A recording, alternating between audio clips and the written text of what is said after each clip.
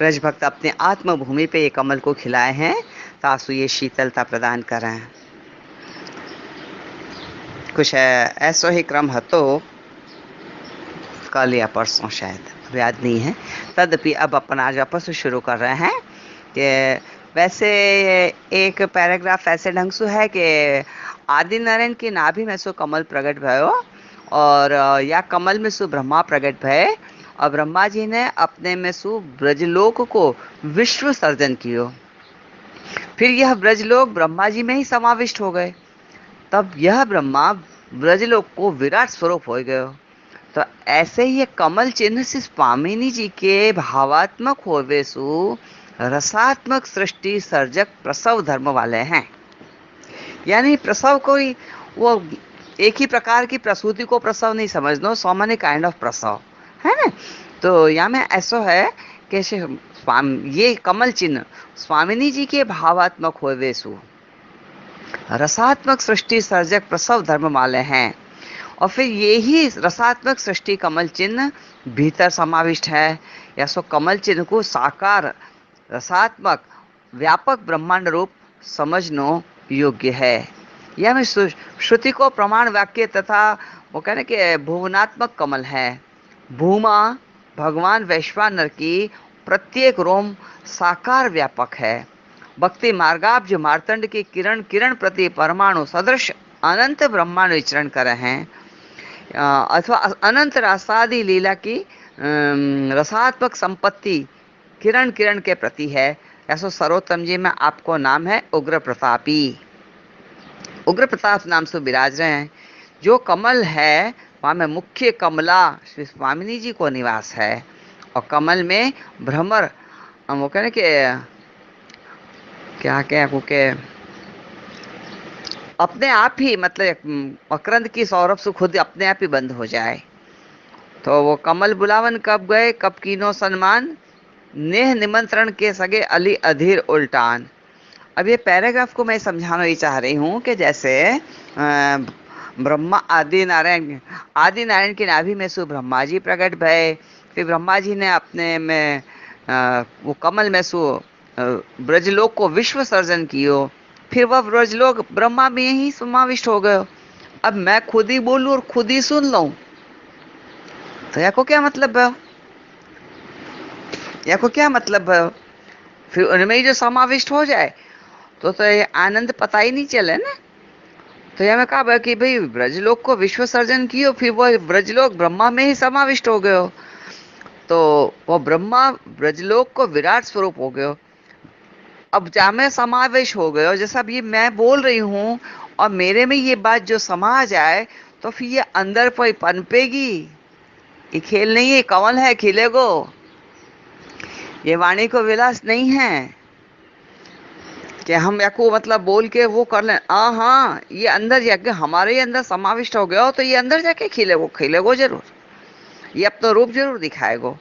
मगर यानी यहाँ महाप्रभु जी के चरणारविंद में जो कमल चिन्ह है वो श्री स्वामिनी जी के भावात्मक होवे सु रसात्मक सृष्टि सर्जन को प्रसव धर्म वालो है।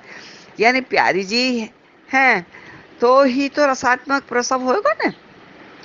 यूँ देखो अब मैं थोड़ा सा लौकिक दृष्टांत दे रही हूँ कि यदि जो स्त्री नहीं होती इस प्रभु ने स्त्री नहीं बनाई होती ना तो ये पुरुषन के जितने भी धंधा पानी है ना सब चौपट हो जाते।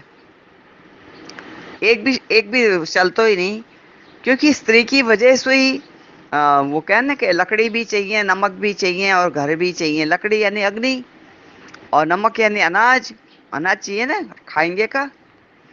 तो स्त्री है तो आपको मकान भी चाहिए बर्तन भी चाहिए और सारे व्यवस्थाएं भी चाहिए श्रृंगार भी चाहिए कपड़ा भी चाहिए और सभी प्रकार से मतलब स्त्री है वो पूरे संसार की वो कहना कि वो काके वो बाउंड्री नहीं बांधते चारों तरफ अपना जो हिस्सा हो तो कैसे अपनी बाउंड्री बांधने के नहीं ये इतना तो हमारो है। तो स्त्री ने क्या किया है कि समस्त रसात्मक की वो एक आड़ है बाउंड्री है चाको रसात्मक कहो गयो है। हम तो अपनी अपनी सीमा जैसे भाई हमारा ये मकान है तो या कोई चारों तरफ से अपनी दीवार बांध के कैसे बता दें कि ये इतना एरिया हमारो यूँ फिर वाक्यवादी दूसरे को। ऐसे ही जो स्त्री स्वरूप जो बनायो प्रभु ने अपन अपने आप से तो बन नहीं गए, तो जब बनायो है वो क्या है तो कि रसात्मक की एक वो बाउंड्री है। ऐसे से स्वामिनी जी या कमल के जो रसरूप कमल है, नेत्र कमल रसरूप है, अधर कमल रसरूप है, मुख कमल रसरूप है, तो कितने इनको रसरूप को वर्णन करनो, थोड़े में ही समझ जावे को, थोड़े में ही समझ जावे को। तो ऐसे श्री स्वामिनी जी के भाव रूप होवेसु, भावात्मक होवेसु, ये रसात्मक सृष्टि को ये सर्जन करे हैं। और फिर वही रसात्मक सृष्टि कमल चिन्ह भीतर समाविष्ट हो जाए। अभी जैसा मैंने अपने मुख कमल कही कछु बात, तो आपके कर्ण कमल ने सुनी, भीतर चली गई, भीतर चली गई। अब ये समझ रूपी कमल कितनों खिलियो, ये तो हर एक के ताप के अंदर और शीतलता के ऊपर आधार है कि आपको कितनों समझना है, आपको कौन से शब्दन में समझना। पहली बात तो ये है, क्योंकि हमारी समझ ऐसी है कि मामूली शब्दन में ही समझे, अलंकृत शब्दन में समझे ही नहीं। और स्वामिनी जी को वर्णन मामूली शब्दन में तो नहीं हो सके ना, आप समझ रहे हैं ना। स्वामिनी जी को वर्णन मामूली शब्दन में तो नहीं हो सके, बस ऐसे ही अलंकृत शब्दन में ही होएगो।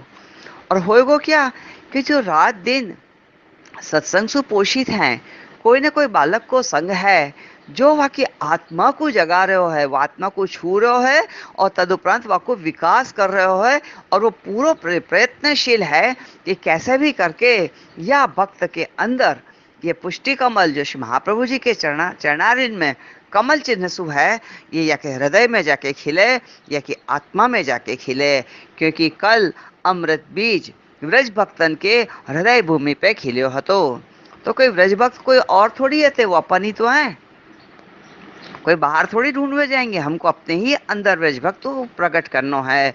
तो ये अंदर समाविष्ट होके क्या करें, तो कि साकार रसात्मक व्यापक ब्रह्मांड को ये प्रकट कर रहे हैं। अब जैसे हमें आया कि भूमा भगवान वैश्वानर के प्रत्येक रोम साकार व्यापक है। भूमा यानी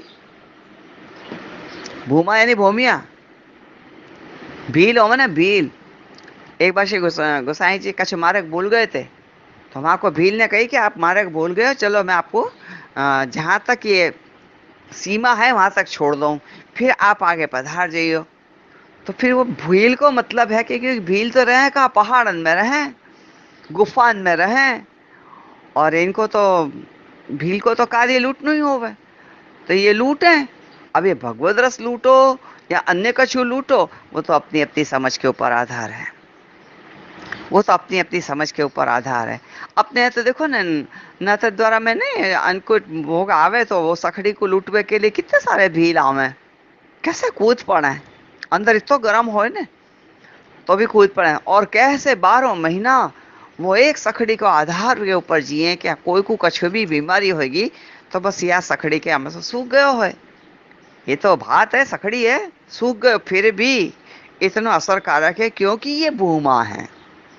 अब वो ऐसे वो लूट फाट करने वाले भूमान की मुझको नहीं खबर है, मैं तो यहाँ से महाप्रभु जी की बात कर रही हूँ कि भूमा भगवान वैश्वानर कि प्रत्येक रोम साकार व्यापक है।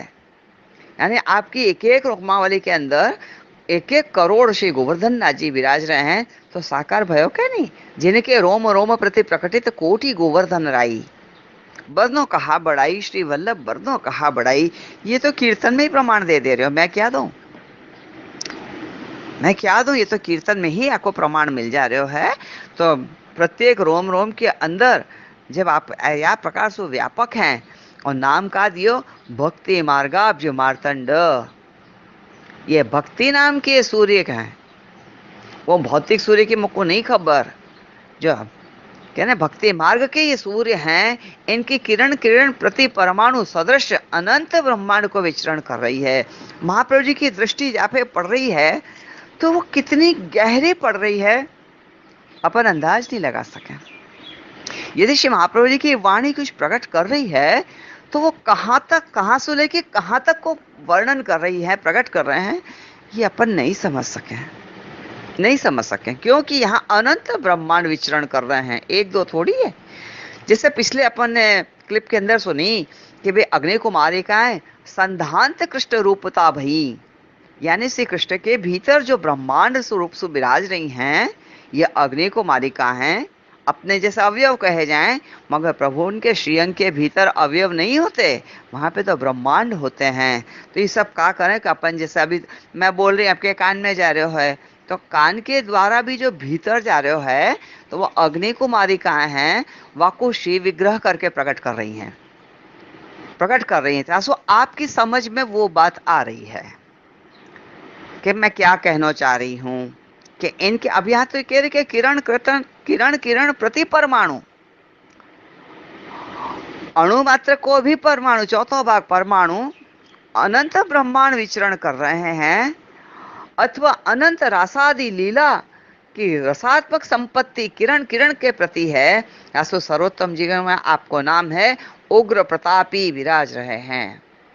आपकी एक एक रोमावली इतनी उग्र प्रतापी है, मैं शब्द नहीं मिले मुझको, कभी कभी मैं घबरा जाऊं कि मैं कौन को वर्णन कर रही हूं, कौन को कर रही हूं, श्री वल्लभ प्रभु को।